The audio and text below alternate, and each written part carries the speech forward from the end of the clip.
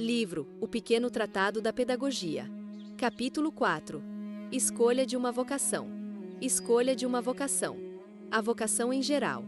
Reserva-se muitas vezes a palavra vocação ao chamado à vida religiosa ou ao casamento. É uma restrição que não nos parece legítima. Toda aplicação das faculdades humanas conforme a vontade divina, as aspirações da personalidade e as obrigações da moral constitui uma vocação. É nesse sentido que estudaremos seu problema nos adolescentes. Não há menor dúvida de que antes de qualquer vocação particular há uma geral, em torno da qual devem convergir todos os esforços do educador. A que consiste em dar à criança o senso do dever, o sentimento de sua dignidade de homem, a preocupação do bem comum e a orientação geral de sua alma, para os bens superiores e para a vida eterna. Tais disposições gerais que devem animar e penetrar todos os atos do educar e, por conseguinte, a sua vocação particular são, todavia, independentes do emprego específico que um dia ele deverá fazer de suas faculdades. A vocação de uma criança não pode ser imposta de fora. Ela deve, normalmente, emergir da atividade livre e da orientação geral de suas faculdades. O que não quer dizer que o educador não precisa interferir para ajudar a criança e, mais tarde, o adolescente a conhecer-se e a descobrir os caminhos que lhe permitirão realizar sua verdadeira personalidade. Entretanto, importa-lhe um certo gênero de trabalho, sem levar em conta suas aspirações e capacidades, é como mais das vezes condenará-lo a um tipo de existência que será-lhe-á sempre um peso. No entanto, a vocação não é o fruto de uma pura espontaneidade. É qualificado tanto pelo ambiente familiar e pelas estatísticas, como pela ação livre das faculdades individuais. É como uma adaptação da livre escolha do indivíduo às ofertas oferecidas pelo meio em que ele vive. Para que o adolescente não seja tentado a fazer uma escolha, levado pela paixão juvenil, pelo amor próprio ou pela fantasia, seus educados o induzirão a compreender que toda vocação digna desse nome é sempre função das contingências, das aptidões e do bem comum. Preparação para a escolha de uma vocação. A fim de preparar uma escolha criteriosa e desinteressada, deveria-se-á começar a mostrar ao jovem como não se pode conceber sua própria existência sem a colaboração de um número remunerado de pessoas de todos os ofícios. Cada uma traz-lhe, pelo seu trabalho, o alimento do corpo e do espírito, a vestimenta e a habitação, a instrução intelectual e religiosa.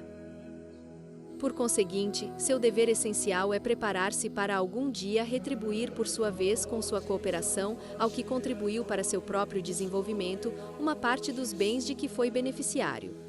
Não somente essa formação educa o coração do adolescente não lhe é dada, como também, as mais das vezes, ela é contrariada pela formação do educador, que tende a despertar-lhe as ambições mesquinhas, deixando crer que a específica da vida é criar-se uma situação vantajosa e que, quando possível, deve preocupar-se com o bem comum, com a ordem social e orientada à procura de sua vantagem pessoal. Assim se opõe aos critérios da vontade divina, manifestada pelos acontecimentos.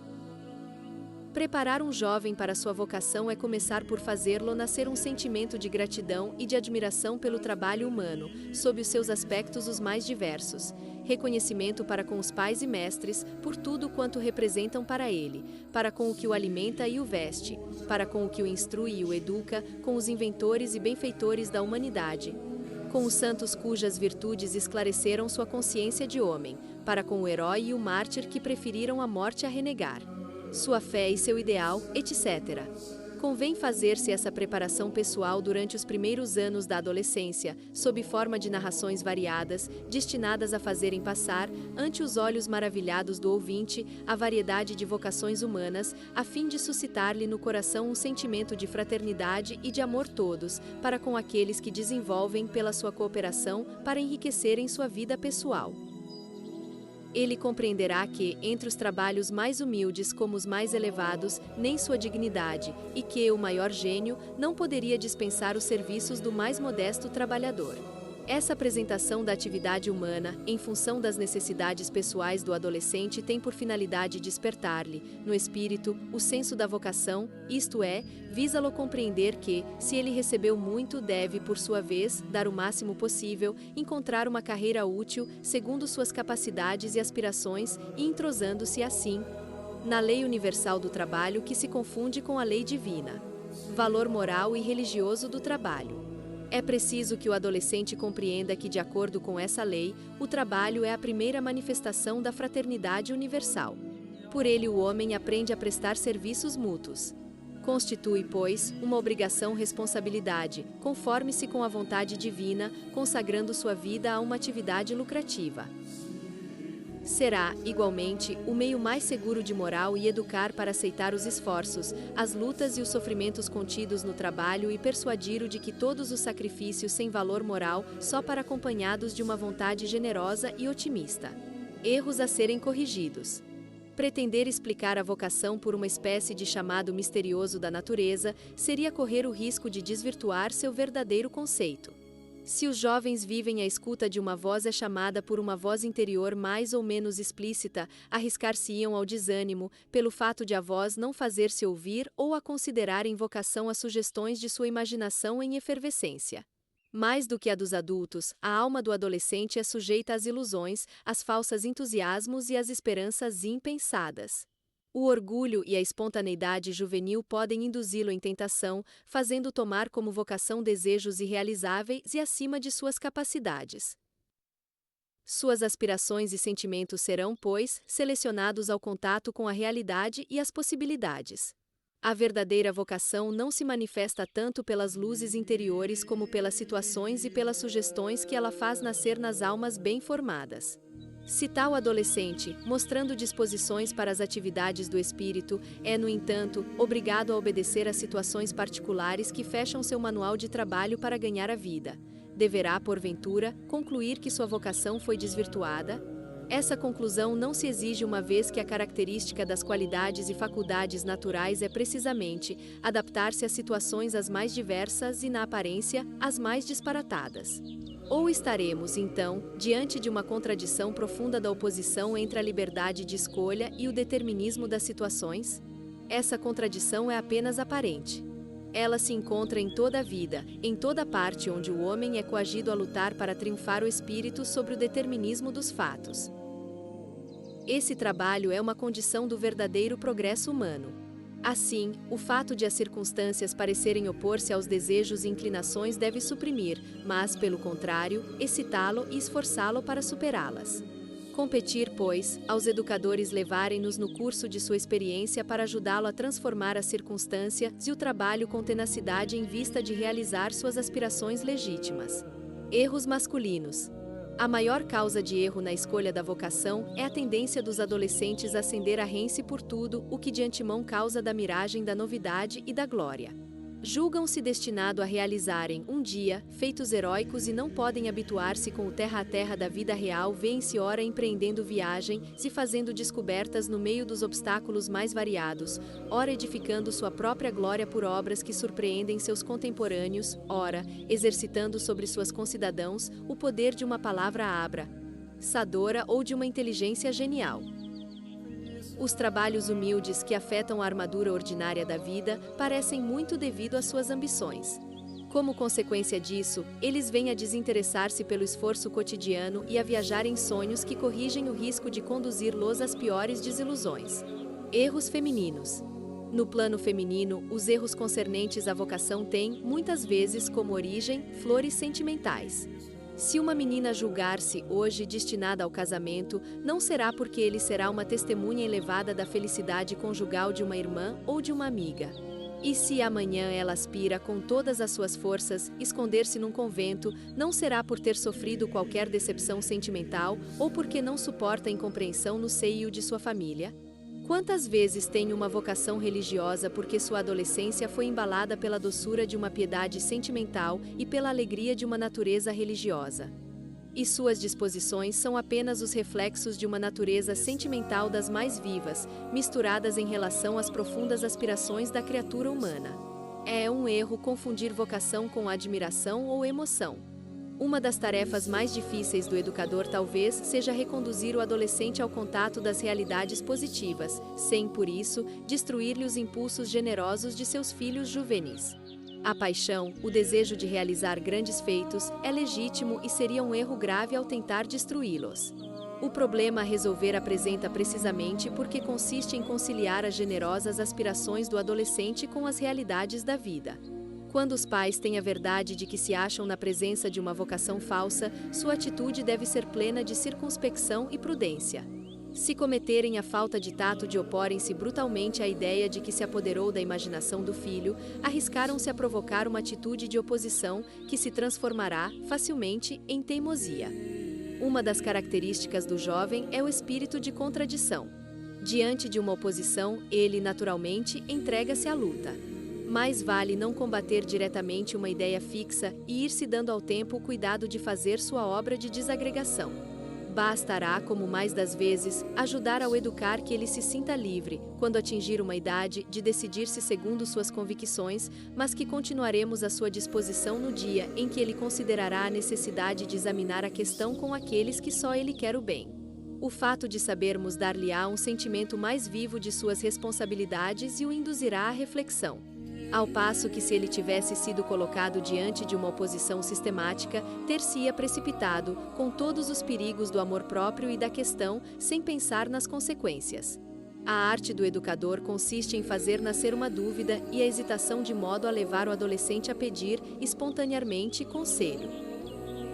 Mas, para que ele o faça, não convém dar-lhe a impressão de que governamos e estamos resolvidos a nos atender, sistematicamente, a seus desejos.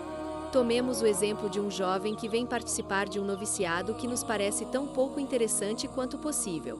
Se dissermos-lhe, você é livre de agir à sua vontade e, por enquanto, não opor-me-ei a essa decisão, embora entenda não pode deixar de ficar triste com a ideia de que, algum dia, você certamente lamentará sua escolha, ele levado de natas dessa atitude de compreensão, um reflexo de novo, e a dúvida que persistia em seu pensamento será despertada.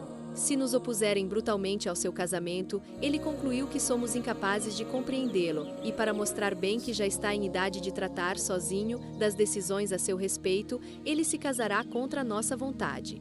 Orientação profissional. Apresenta-se aqui um problema propriamente social, o de uma organização que oferece a cada um a possibilidade de ingresso numa profissão conforme suas capacidades. É todo o problema da orientação profissional. Uma das mais graves tentativas do adolescente é seguir uma determinada carreira sem se preocupar com as contingências. Atitude semelhante prepara os piores erros e as mais graves desilusões. O verdadeiro remédio para esse perigo consiste em dar à criança desde muito cedo o hábito de observar a realidade, para que ela se adapte e para não fugir, por meio do sonho, dos aborrecimentos e dificuldades da vida. Saber abandonar os desejos irrealizáveis é preparar-se para bem escolher seu futuro. O educador jamais esquecerá que uma vocação determinará com uma precisão e uma segurança tanto maiores, quanto mais profundamente a noção do dever e do trabalho bem feito já enraizada nos hábitos infantis. Embora a atividade da profissão escolhida não esteja em conformidade com as aspirações conscientes do jovem, ela logo deixará de representar uma escravidão se realizada com generosidade. A acessibilidade alegre das penas e dificuldades inerentes a qualquer profissão é um elemento essencial para o progresso moral.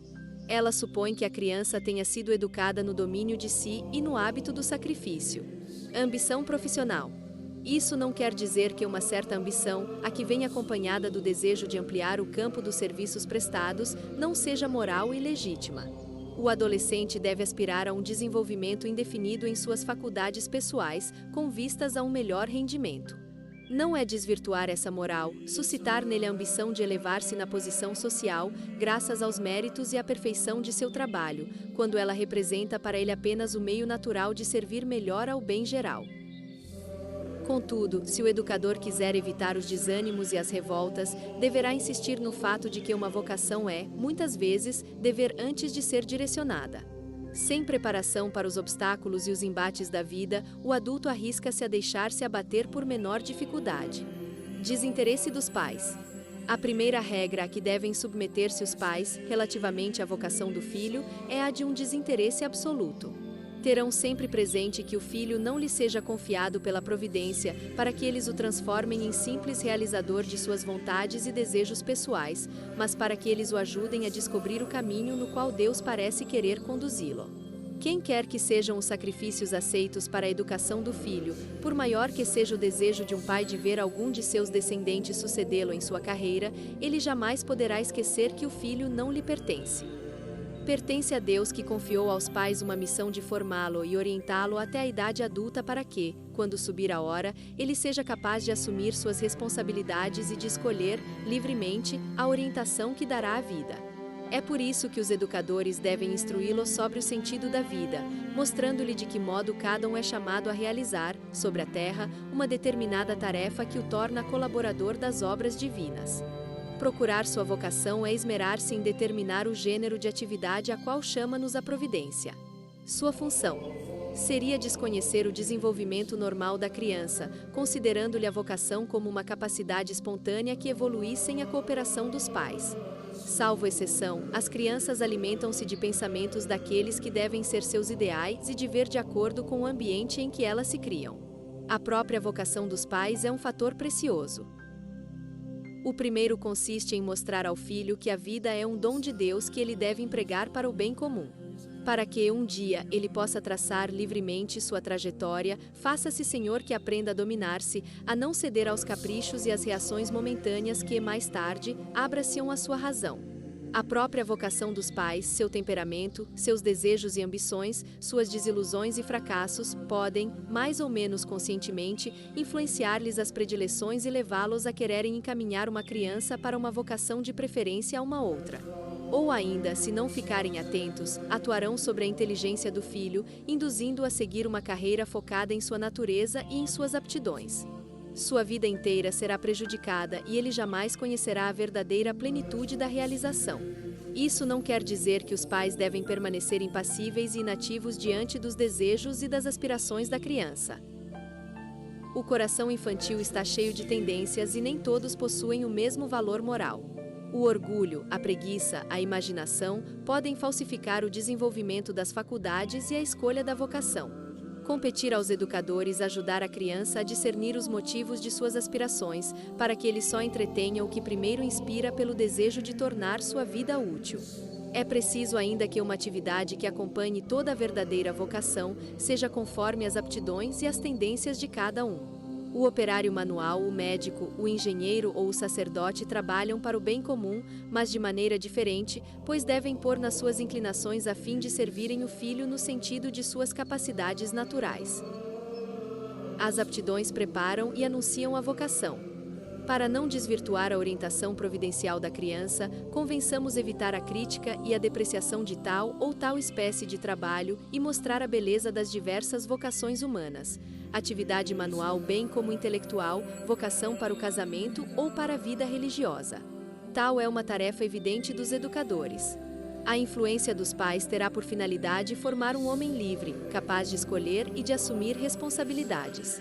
Não se trata, para ele, de satisfazer os desejos pessoais de seus autores, mas de realizar-se a si mesmo pela livre escolha de um ofício e de um estado de vida. Preparar a escolha não é impô-la, tal é, em resumo, o dever dos pais em matéria de vocação. Papel da criança. Para que a criança descubra sua verdadeira vocação e não se confunda com desejos e rios de passagem, deve-se acostumá-la a buscar sempre o melhor e incutir-lhe o gosto e o senso do desejo pessoal. No entanto, uma disposição natural da mocidade é confundir a felicidade de viver com a vocação. Essa disposição corresponde, de um certo modo, à realidade, pois, se a ordem do mundo não havia sido desvirtuada pelas paixões humanas, a realização da vocação traria, a cada um, a felicidade que é suscetível à vida terrestre. Aliás, essa alegria natural subsiste, numa certa medida, para aqueles que escolheram o caminho que melhor corresponde às suas aptidões e aos desejos essenciais da sua natureza. Pelo contrário, os que desvirtuaram a sua vocação conhecem as tristezas que se trazem acrescenta às que provem, naturalmente, das imperfeições humanas. É, portanto, ajudando o filho a distinguir entre as alegrias que falsificaram e pervertem a consciência, e como ele encontrou um de luz e um impulso maior para o bem, que os pais o prepararão melhor para as futuras descobertas de sua vocação.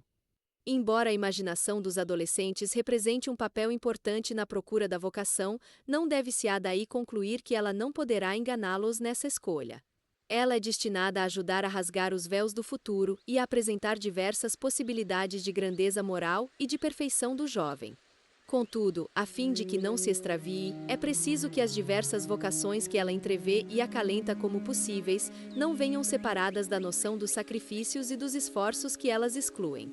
Nutrir no espírito infantil o entusiasmo do dever e o espírito crítico que o reprime é um dos deveres mais delicados e, hoje em dia, dos mais importantes do educador. A crítica a qual os pais são obrigados dá, muitas vezes, ao jovem a impressão de oposição sistemática aos seus desejos. Ela os indispõe facilmente, sobretudo se ele for considerado com base num preconceito. Mostrar os aspectos falhos de uma carreira e as deficiências daquelas que pretendo segui-la é certamente um papel ingrato, embora necessário. Acaso não é o espírito dos sujeitos jovens à sedução e ao capricho? Não será conveniente obrigá-los a refletirem e a pesarem o valor dos projetos que agitam sua imaginação entusiasta? Quaisquer que sejam as dificuldades da escolha, ela nunca será intransponível, quando reinam a confiança e a boa vontade entre pais e filhos. Não raro, uma afeição egoísta impele os pais a oporem-se a qualquer vocação que seja a privação da presença ou da ajuda do filho. Isolam-se no círculo estreito dos deveres familiares, temendo que nele desenvolvam-se o senso social ou as aspirações para uma vocação religiosa. Grave responsabilidade essa dos pais egoístas que guardam, somente para si, aquele a quem lhes foi confiado apenas para o prepararem para o serviço de Deus e da sociedade. Conflitos em torno da vocação. As vocações são, frequentemente, uma ocasião de conflitos dolorosos entre as duas gerações. Esses choques são ainda mais graves por ter uma criança atingida a idade das decisões pessoais, que não podem mais ser resolvidas por meio da autoridade. Será, portanto, necessário obter por meio do amor o que não se conseguiu por meio de pedidos. A luz só poderá fazer-se se o amor que um dos corações se mantiver e se puser na disposição de compreender o fundamento profundo dos argumentos apresentados por cada um dos dois partidos. Infelizmente, muitas vezes, o orgulho, o amor próprio ou os preconceitos opõem-se ao exame leal e desinteressado, que esclarecerá a situação, permitindo a cada um verificar a pureza de seus interesses e os motivos de sua escolha. Em muitos casos, seria útil recorrer aos conselhos e às luzes de terceiros desinteressados, principalmente de mestres e de professores. Quando os pais fecham-se num autoritarismo cego e os filhos numa presunção perigosa, multiplicam-se os choques, impedindo a luz.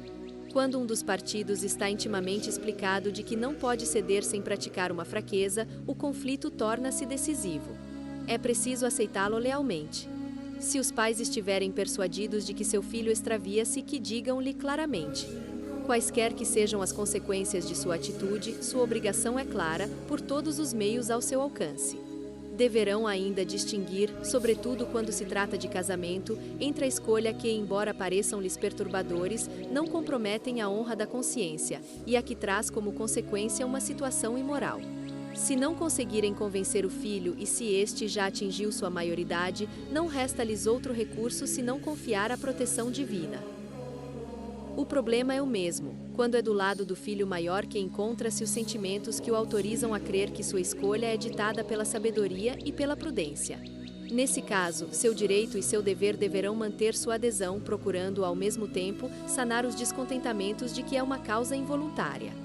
Mas os erros da juventude são tão frequentes que não hesitamos em insistir sobre a necessidade de cercá-la de conselhos, para que ela não se limite somente a seus julgamentos. O recebimento de truque-se é o começo da sabedoria, sobretudo em matéria de vocação. A escolha. Os conselhos em matéria de vocação só serão eficazes na medida em que os educadores os conheçam, de um modo tão perfeito quanto possível, o caráter, o temperamento, as disposições e os gostos infantis. Esse conhecimento exige um grande senso psicológico e o hábito da observação. Embora os novos métodos de orientação profissional tenham seu valor, pelo fato de permitirem descobrir os obstáculos de ordem física ou intelectual que se impõem à escolha de tal ou tal profissão, eles não podem substituir o conhecimento exato das tendências profundas manifestadas pela criança durante seus anos de formação. É pelo contato cotidiano que um educador pode distinguir a verdadeira orientação dos gostos íntimos da natureza. Não serão admissíveis critérios e insistências inoportunas que tenham como consequência entrar, de alguma forma, a liberdade de escolha ou contrariar as aspirações pessoais. O educador pode interferir com os benefícios para ajudar a pôr em ação as faculdades superiores, razão, prudência, senso de observação e de reflexão e adaptá-los à realidade concreta. Não se trata de importar seu modo de ver, mas somente de facilitar, uma escolha tanto mais difícil quanto mais complexa para uma vida social. Obstáculos à livre escolha. Examinar o problema da vocação como se ele pudesse evoluir sem encontrar obstáculos e contradições seria considerá-lo sem levar em conta a realidade.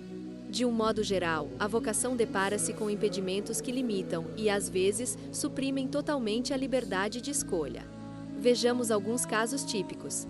Tal criança de família operária parece ter vocação para engenheiro. Possui aptidões, inteligência e gosto. Todavia, as exigências da vida material obrigam-no, a fim de poder ajudar sua família, a um trabalho inferior àquele ao qual a natureza parecia predispô-lo. Tal outro poderia tornar-se um grande artista, pintor ou músico, porém, como seus pais, na realidade, não podem dar-lhe os mestres que seriam necessários, ele não passará de um modesto funcionário público. Tal adolescente sente-se atraído pela vida religiosa, mas aí também os obstáculos se acumulam. Precisa sustentar seus e adiar seu ingresso no seminário. A vocação tornar-se-á uma esperança sem termo por tempo indeterminado. Tal moça certamente tem vocação para o ensino, mas as estatísticas não lhe permitem encontrar aquele que ela teria podido unir-se para fundar um lar. Poderíamos multiplicar os exemplos e constatar que as brutais críticas da realidade, inúmeras vezes, vão de encontro às vocações que atendem às aptidões e aos desejos do interessado. Solução dos conflitos. Que devemos concluir senão que a vocação supõe elementos exteriores e as condições de vida que parecem, à primeira vista, constituírem obstáculos. Donde se deduz? Que Deus permite que aspirações, aparentemente legítimas, não pode ser realizado. Não se deve daí concluir que essa vida é falha, mas somente que o caminho pelo qual a providência quer nos conduzir não é o que, a princípio apresentado-se ao nosso espírito. Se Deus permite que tal vocação não se percebe, é que o interesse é chamado a uma vida diferente do que ele havia no começo entrevisto. Ela será de uma ordem tão elevada quanto mais cheia de sacrifícios.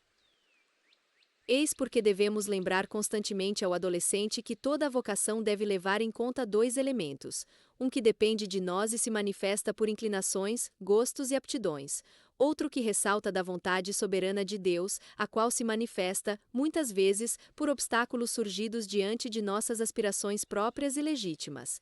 Quem procura sua verdadeira vocação deve saber de antemão que, para encontrá-la, deverá adaptar-se à vontade divina e, talvez, sacrificar, aos critérios da vida, algum desejo legítimo. Importa que os adolescentes sejam instruídos sobre essas realidades espirituais, se quisermos que eles não desanimem ou desesperem-se e, sobretudo, se ajudarmos-los a conformarão sua vontade à de Deus. Realizações diferentes. Não é raro, aliás, que uma vocação, momentaneamente sacrificada, possa realizá-la após um certo tempo de provas e dificuldades. Por isso, toda pessoa cuja vocação acha-se impedida pode e deve, na medida do possível, orientar sua vida, seu trabalho e seus lazeres, no sentido do futuro entrevisto, de tal forma que ela não seja tomada de surpresa.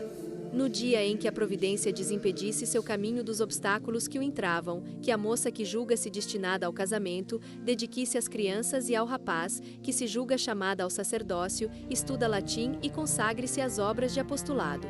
Aquele que aspira a se dedicar às artes, empregue seus lazeres no sentido de suas inclinações.